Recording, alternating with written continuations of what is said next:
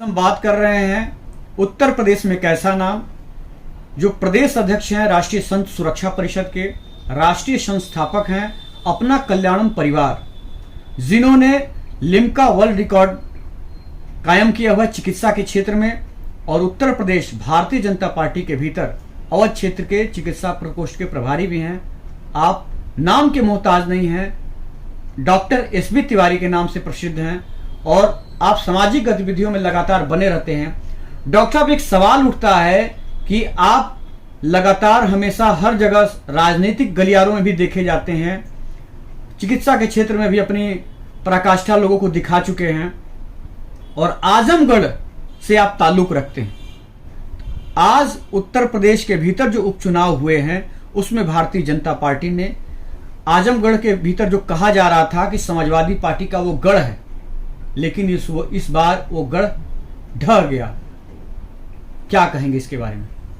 देखिए, सबसे पहले मैं आपको, आपके चैनल को मैं बहुत बहुत शुभकामना, मंगल कामना एवं बधाई देता हूं। अब देखिए, राजनीति की परिभाषा बदल रही है। अगर ये कोई कहे कि मेरा ये गढ़ है, मेरी ये विरासत है, मेरा ये धरोहर है, तो अब ये चलने वाला नहीं।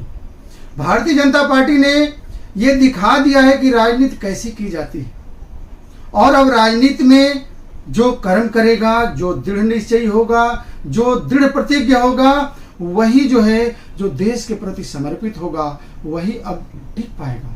और मैं तो और पार्टियों से यही कहूंगा कि यह पठति लिखति पश्यति परिपृश्यति पंडितानि उपाश्रियति तस्य दिवाकर किरणे नलिनी दल एवं विस्तारितः बुद्धि।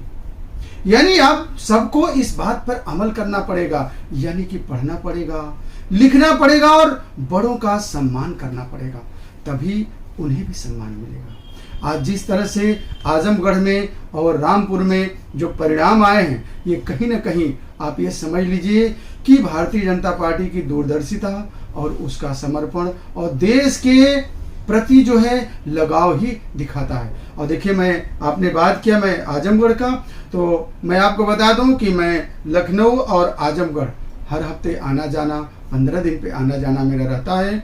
मैं वहाँ के लोगों से जुड़ा हुआ हूँ, पूरे आजमगढ़ मंडल में आप किसी से पूछ सकते हैं, डॉक्टर एसबी तिवारी को सभी लोग बताएंगे। और मैं राजनीतिक रूप से अगर बात करूँ तो मुझे तो इस बार की चुनाव में ऐसा सचमुच में एहसास होने लगा था कि वाकई अब लोगों के दिमाग में भारतीय जनता पार्टी जो है के प्रति कितना ज़्यादा बदलाव देगा। हमारे बहुत मुस्लिम भाई हमारे पेशेंट हैं, उनसे जब मैं पूछता था तो उन लोगों का यही कहना होता था कि डॉक्टर साहब, मुझे तो बिजली मिल रही है, मुझे तो सुरक्षा मिल रही है, मुझे वो सारी चीज़ें मिल रही है, तो मैं क्यों बपौती होकर के किसी के हम वो करूँ। उन्होंने भाजपा को वोट दिया है और मैं सभी भाइयों को धन्यवाद देना चाहूँगा कि निश्चित रूप से भारत को विश्वगुरु बनाने के जो मोदी जी का संकल्प है, उस पर सभी देशवासी जो है इस पर चल रहे हैं। यहाँ लोकल लोगों से बात करने पे हम लोग को सूचना मिली थी कि आपका प्रयास काफी वहां रहा, वहां की जनता के बीच में आप लगातार लगे रहे, जुड़े हैं। उस चुनाव में अंदरूनी खाने में आपने भारतीय जनता पार्टी की बहुत मजबूत तरीके से मदद की है, तो ये कैसे संभव हो पाया है? देखिए, ऐसा है ना, एक चिकित्सक समाज का ऐसा कड़ी होता है जो कम समय में भी सही ऊर्जा भर सकता है लोगों में, और हमने भरने की कोशिश की। मैंने देखा कि कहां से लोगों में जो है थोड़ी बहुत जो निगेटिविटी थी। देखिए, सबसे बड़ी चीज क्या होती है कि सरकार की योजनाओं को जन जन तक पहुंचाना, ये सबसे मुख्य। देखिए, हम कार्यकर्ताओं का यही काम होता है कि हम सरकार की योजनाओं को जन जन तक पहुंचाएं। कभी कभी क्या होता है कि गलत प्रोपेगेंडे के तहत जो है सही चीज को हम जनता तक पहुंचा नहीं पाते, और वही चीज हमने किया।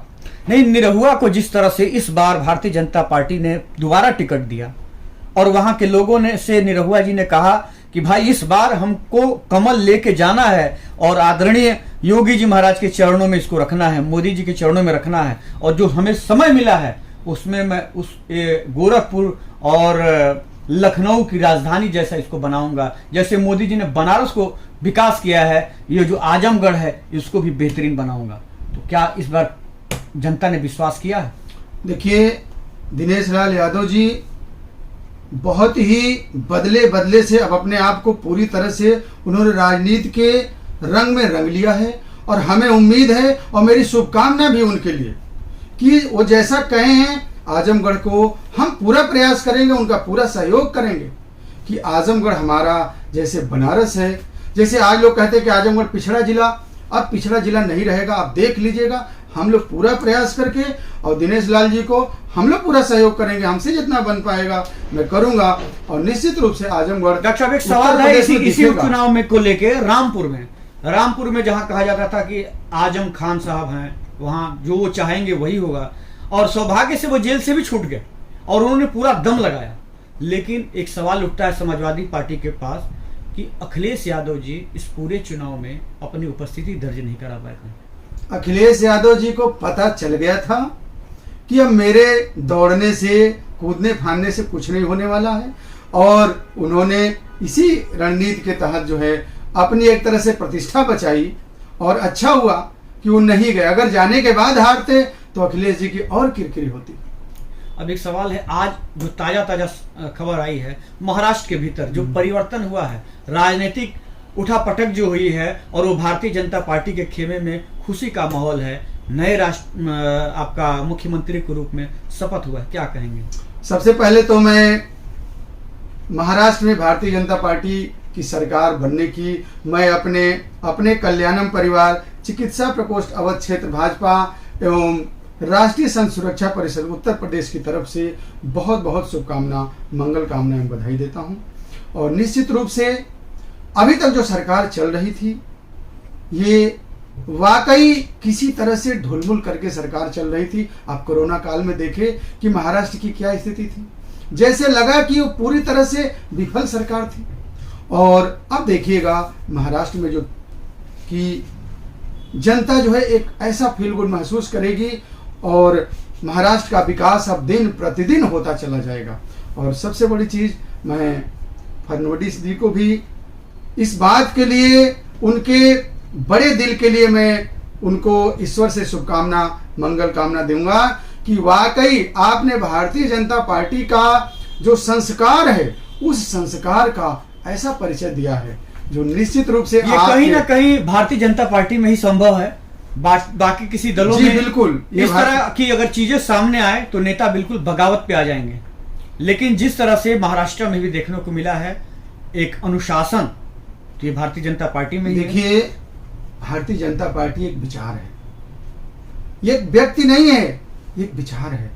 और आज हम लोग 15 साल से भारतीय जनता पार्टी की सेवा कर रहे हैं, तो इन विचारों को देख रहे हैं कि कैसे कैसे हमें ट्रेंड किया जाता है, कैसे हमें समझाया जाता है। वाकई गर्व महसूस होता है कि इतने व्यस्त समय में आज हम लोग भी, प्रदेश में कई ब्रांचें हमारी हैं, सब देखते हैं, लेकिन इसके बावजूद भी आप हमेशा देखते ही होंगे कि मैं पार्टी की सेवा में लगा रहता हूं, तो ऐसा लगता है कि मेरे भी व्यक्तित्व का विकास हो रहा है। और ये सिर्फ और सिर्फ भारतीय जनता पार्टी में ही संभव है। खड़सा मीडिया से बात करने के लिए बहुत बहुत धन्यवाद। आपको भी बहुत बहुत धन्यवाद।